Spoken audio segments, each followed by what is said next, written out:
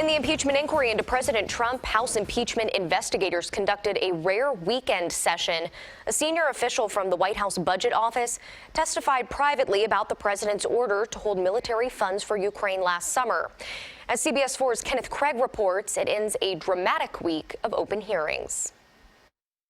President Trump tweeted Saturday that the economy and stock market would come crashing down if he's impeached. On Capitol Hill, House lawmakers held a behind-closed-doors deposition with senior White House budget official Mark Sandy. He testified about the freezing of nearly $400 million in military aid to Ukraine last summer, a key part of the investigation. They can keep, having secret depositions down here in the basement of the Capitol.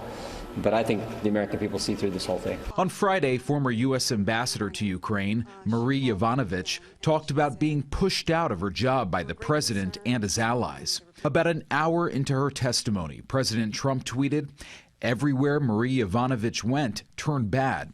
It is a U.S. president's absolute right to appoint ambassadors." And now the president in real time is attacking you. I can't speak to what the president is trying to do, but I think the effect is to be intimidating. Transcripts of closed-door testimony of Jennifer Williams, an aide to Vice President Mike Pence, were released late Saturday. Williams, who was on the July 25th call between President Trump and President Zelensky, testified she found the call unusual and inappropriate. And she said it shed some light on possible other motivations behind a security assistance hold, including President Trump's personal political agenda. Kenneth Craig, CBS News.